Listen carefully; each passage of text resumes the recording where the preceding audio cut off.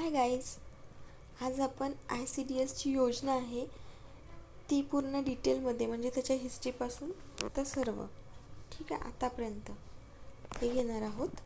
Okay, तर आपण start करूया. ओके, तर म्हणजे हे आपण याच्या म्हणजे हिस्ट्री याची पूर्ण हिस्ट्री बघणार आहोत ICDSची. ठीक आहे. ओके,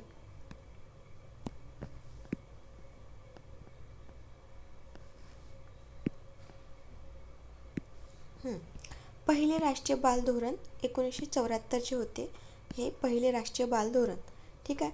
याच्यामध्ये काय होतं की बालकांचा शारीरिक, मानसिक आणि सामाजिक जो विकास आहे ते त्याची जबाबदारी याच्यामध्ये टाकण्यात आली होती. ठीक आहे.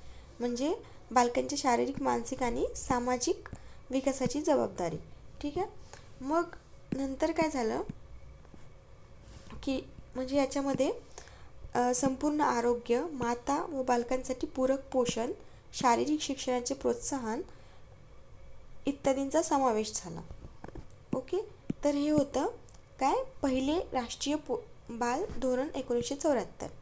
नंतर मग दुसरे राष्ट्रीय बाल धोरण फर्स्ट कधी आलं तर लक्षात ठेवायचं 1974मध्ये, आणि हे सेकंड आहे. सेकंड कधी आलेलं 2013मध्ये.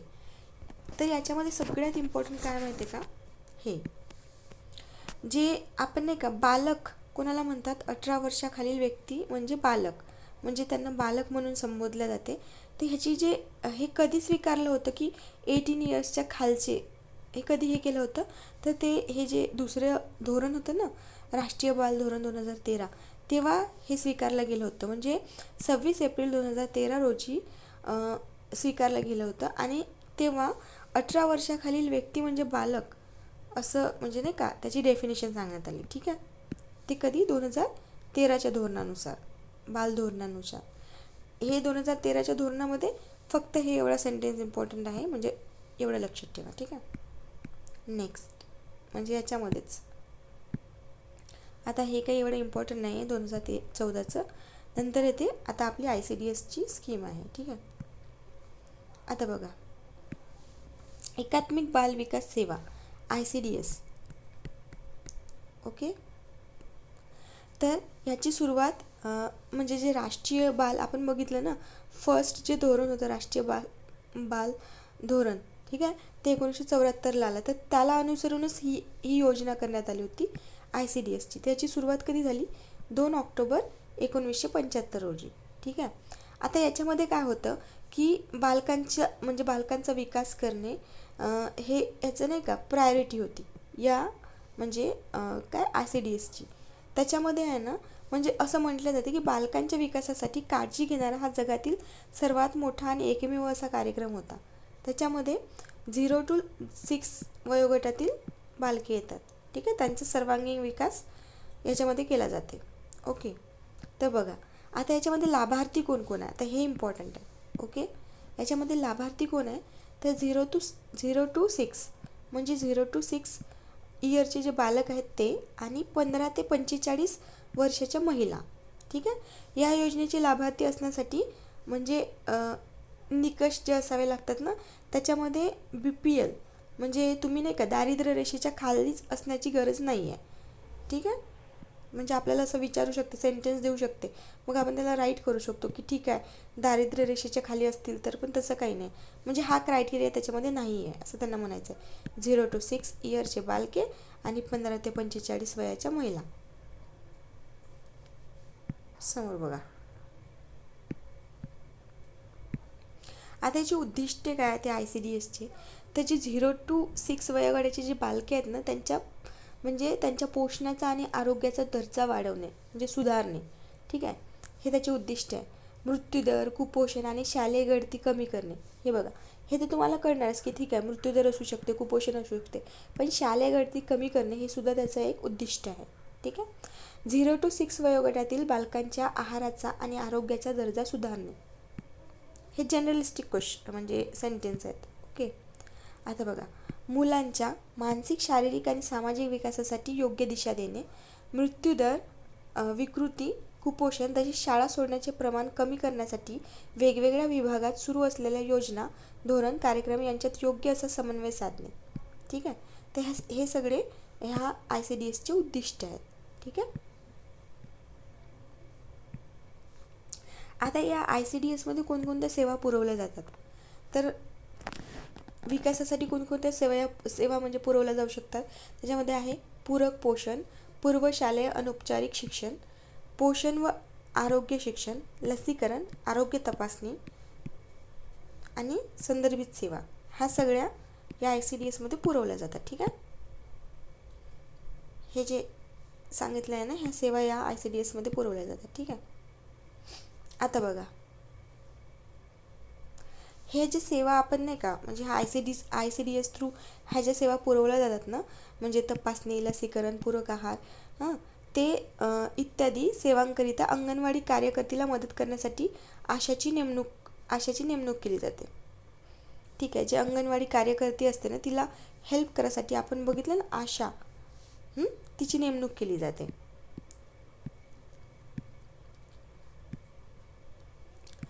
आता आहे पूरक पोषण आहार.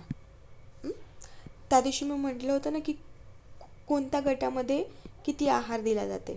ठीक आहे. ते याच्यामध्ये आहे बघा. आता अंगणवाडीच्या माध्यमातून दिल्या जाणाऱ्या आहाराचे निकष कुठले कुठले आहे, तर जे 6 ते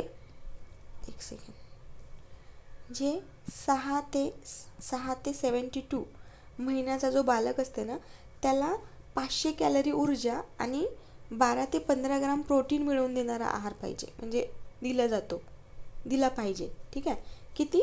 6 ते 75 महिने, 6 ते 72 म्हणजे 6 to 72 मंथला 500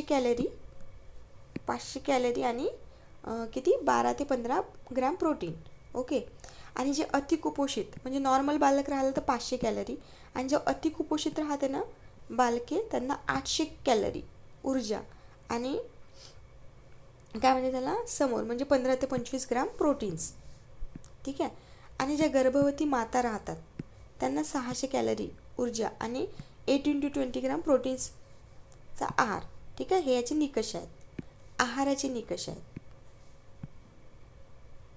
हे इम्पॉर्टंट आहे, हे लक्षात ठेवा.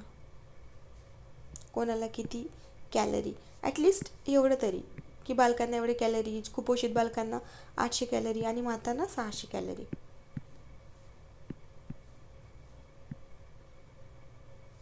आता पूर्वशालेय अनौपचारिक शिक्षण. ठीक आहे. 3 ते 6 वर्ष वयोगटातील मुलांना विकासासाठी नैसर्गिक, आनंदी आणि प्रोत्साहनपर वातावरण उपलब्ध करून दिले जाते याच्यामध्ये. आणि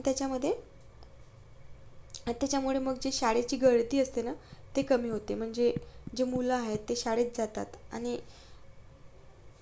त्यांना शाळेत जाण्याची म्हणजे शिक्षणाची चालना मिळते त्याच्यामुळे. ठीक आहे. पोषण व आरोग्य शिक्षण. 15 ते 45 वयोगटाचे जे महिला आहेत त्यांच्या म्हणजे त्यांची जे विकास आहे त्याच्यावर भर दिला जातो याच्यामध्ये. 15 ते 45. लसीकरण. सार्वत्रिक लसीकरण कार्यक्रम पण आहे याच्यामध्ये. त्याद्वारे ज्या गर्भवती महिला आणि जे बालक राहतात ना त्यांच्यामध्ये होणारे रोग म्हणजे कमी करण्यासाठी ही लसीकरण कार्यक्रम पण त्याच्यामध्ये हे करण्यात आलेलं आहे. आता आरोग्य तपासणी. ठीक आहे. जे अंगणवाडीचे कर्मचारी आणि प्राथमिक आरोग्य संघटना असते त्याच्या मार्फत नाही का ही आरोग्य तपासणी होते. ती आरोग्य तपासणी नियमित, त्याच्यामध्ये वजन मोजणे, लसीकरण, कुपोषण व्यवस्थापन ह्या सगळ्या सर्व्हिसेस दिल्या जातात. ठीक आहे. त्यामध्ये जे गर्भवती असते, स्तनदा माता यांची आरोग्य तपासणी होते. संदर्भ सेवा. आरोग्य तपासणी दरम्यान आढळून आलेल्या त्वरित आरोग्य सेवेची गरज असलेल्या आजार आणि कुपोषित बालकांना प्राथमिक आरोग्य केंद्राकडे संदर्भित केले जाते. आता बघा योजनेची अंमलबजावणी. तर ही जी ICDS योजना आहे हे केंद्र पुरस्कृत आहे. ठीक आहे. ही केंद्र पुरस्कृत आहे आणि याची जी अंमलबजावणी ते राज्य शासन अंमलबजावणी करते. या म्हणजे ही जी योजना आहे त्याच्या म्हणजे ह्या योजनेसाठी लागणाऱ्या नाही का ज्या गरजा आहेत वस्तूंच्या पुरवठा आहे ना ते युनिसेफ म्हणजे 1975 युनिसेफ करते. आपण बघा क्वेश्चन्स घेतले होते, म्हणजे आपण मागचे क्वेश्चन बघितले त्याच्यामध्ये आपण युनिसेफ हेल्प करते हा एक कोणती संस्था हेल्प करते हा क्वेश्चन आपल्याला विचारला होता आणि त्याचं उत्तर युनिसेफ होतं. आठवते का? जागतिक बँकेने या योजनेला आर्थिक आणि तांत्रिक म्हणजे युनिसेफनं तर केलेलीच आहे आणि जागतिक बँक म्हणजे वर्ल्ड बँकने सुद्धा म्हणजे मदत पुरवली आहे यासाठी. आणि तुम्हाला माहितीच आपण वरती सांगितलं होतं की याच्यामध्ये दारिद्र्य रेषेखाली असण्याची काही अट नाही आहे या योजनेमध्ये. ओके. जी 11वी पंचवार्षिक योजना आहे ना त्याच्यामध्ये नाही का जे कंडिशनल मॅटर्निटी बेनिफिट स्कीम आहे ना त्याचा पण समावेश याच्यामध्ये केला गेला होता ICDS मध्ये. आता जे नाही का महाराष्ट्रामध्ये ICDS चे उपक्रम एकूण 553 प्रकल्प कार्यरत आहे आणि त्याच्यापैकी 85 म्हणजे हे एवढं लक्षात ठेवायची गरज नाही, फक्त तुम्ही बघू शकतात. ओके. आता हे जी म्हणजे ICDS ची स्कीम आहे त्याच्यामध्ये जी प्रशासकीय रचना असते संरचना असते ते कशा प्रकारे असते ते आपण बघू. ठीक आहे. खालून वरती जायचं की वरून खाली यायचं? खालून वरती. ओके, वरून खाली येऊ. ठीक आहे. नाही, खालून वरती जाऊ. तर जे गाव स्तर असते ना तर गाव स्तरावर अंगणवाडी मदतनीस असते. ठीक आहे. किंवा अंगणवाडी सेविका. ओके. आणि जे बीट असते म्हणजे गावांचे मिळून बीट होतात ना, म्हणजे अनेक गावांचं मिळून एक बीट तयार होते तर त्याचं असते पर्यवेक्षिका, जे तुमची पोस्ट आहे.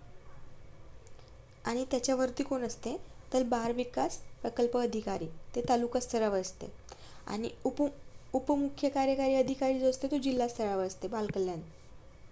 ठीक आहे. तर याची अशी संरचना असते म्हणजे प्रशासकीय संरचना असते याची ICDS ची. ओके. तर फक्त एवढं लक्षात ठेवा की म्हणजे बीट स्तरावर कोण असते तर पर्यवेक्षिका बीट स्तरावर असते. आता हे अंगणवाडीसाठी काही निकष सांगितलेले त्यांनी, लोकसंख्येचे निकष सांगितलेले. ठीक आहे. जसं 150 ते 400 म्हणजे लोकसंख्या असेल तर मिनी अंगणवाडी, आणि मग 400 ऑनवर्ड 800 जर असेल तर एक अंगणवाडी, 800 1600 असेल तर 2 अंगणवाड्या, आणि 1600 2400 असेल तर 3 अंगणवाड्या, असे म्हणजे 2400 3200 असेल तर 4 अंगणवाड्या. ठीक आहे. आणि आदिवासी आणि जे डोंगराळ भाग आहे ना त्याच्यामध्ये आता इथे 150 ते 400 आहे ना, तिथे थोडे कमी असतात, म्हणजे 150 ते 300 मिनी अंगणवाडी, नंतर 400 ते 800, इथे 300 ते 800 एक अंगणवाडी, असं म्हणजे लोकसंख्येनुसार आहे ना त्या अंगणवाड्यांचे हे म्हणजे त्यांनी निकष दिलेले आहेत. ते अंगणवाडी केंद्र पण याच्या अंडर येतात, तर त्याच्यामुळे याच्याबद्दल थोडीफार माहिती आपण घेऊ. ठीक आहे. देशभरामध्ये 2019 14 लाख अंगणवाड्याची मंजुरी देण्यात आली होती आणि 13,77,000 म्हणजे 13.77 लाख अंगणवाड्या सध्या कार्यरत आहे. ठीक आहे. आता सर्वाधिक अंगणवाडी कार्य असणारी पहिली 5 राज्य कोणती आहे? आपला 3रा नंबरवर आहे महाराष्ट्र. आपल्याला फक्त महाराष्ट्राशी घेणं देणं आहे जास्त. UP, पश्चिम बेंगॉल आणि महाराष्ट्र, UBM असं लक्षात ठेवा. ठीक आहे. पहिले 3 स्टेट लक्षात ठेवा, बाकीचे ठेवायची गरज नाही.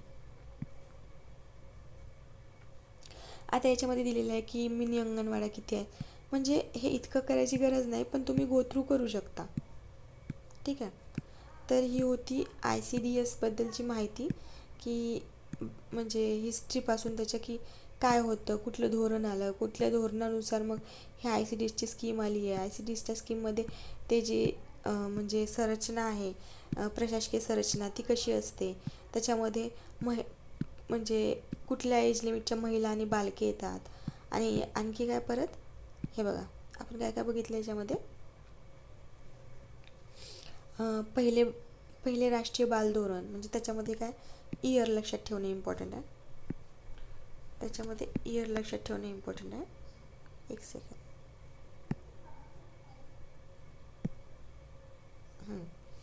तर याच्यामध्ये आता मी परत एकदा रिवाईज करते. याच्यामध्ये तुम्हाला इयर लक्षात ठेवायचं आहे की पहिले राष्ट्रीय बाल धोरण कधी आले होते. ठीक आहे. त्याच्यामध्ये सर्वांना माहीत आहे की याच्यामध्ये आपल्याला फक्त त्यांचा जे काय म्हणते डेव्हलपमेंट म्हणजे त्यांच्या विकासासाठी प्रयत्न करायचे आहेत, म्हणजे त्या विकासाची जबाबदारी टाकण्यात आलेली आहे. आणि नेक्स्ट आपण बघितलं होतं त्याच्यानंतर की जे दुसरे धोरण होते बाल धोरण ते 2013मध्ये आले. आणि त्याच्यामध्ये आपण हे जे डेफिनेशन आहे ना बालकाची 18 इयर्सच्या कमीची ती आणली होती 2013च्या धोरणामध्ये. हे इम्पॉर्टंट आहे. ठीक आहे.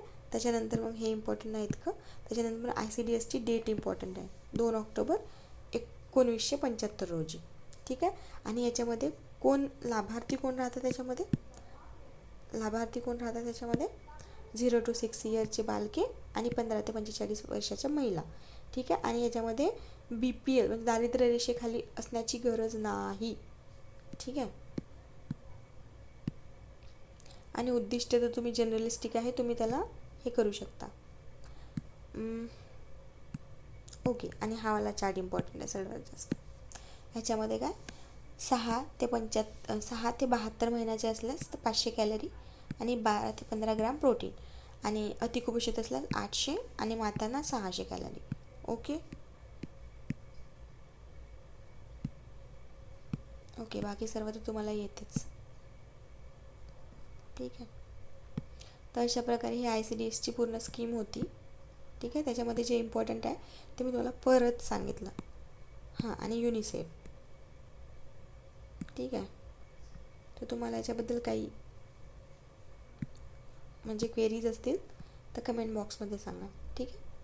थँक्यू.